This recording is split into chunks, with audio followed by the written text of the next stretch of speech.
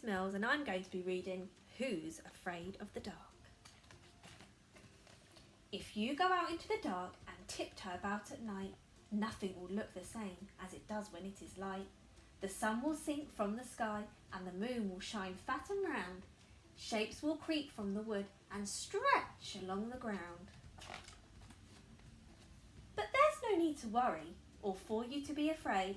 The shapes are only shadows that the branches of trees have made.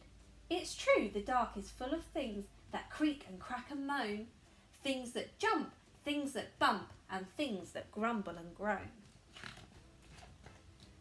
But you'll find it's just a badger munching on a midnight snack, shuffling over twigs and sticks along the forest track.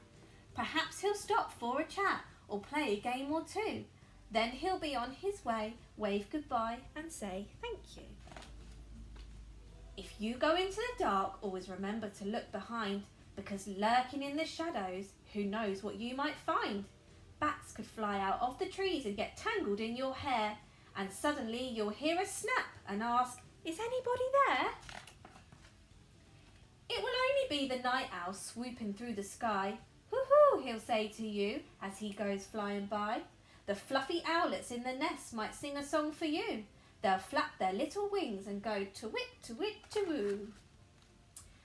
But are there really monsters hiding in places you can't see? And do you think to yourself, are they following me? Don't worry, it's only hedgehogs shuffling by the wall, making their way back to their house, and not monsters after all. If you go out into the dark and miss the daytime sun, remember that playing in the moonlight can be lots of fun. You can splash in glittery pools and watch the little fish. If a shooting star zooms by, then you can make a magic wish. When you hear a scritch or scratch or maybe a distant howl, it will only be a guard dog or maybe a kitty on the prowl. You'll hear noises at night and wonder what they could be. It doesn't mean they're scary, just because you can't see.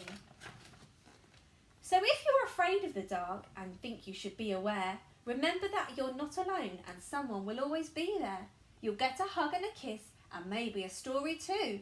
Then you'll yawn and know that it's really bedtime for you. You'll just curl up safe and warm in the glow of the light and think of all the things that you saw in the night.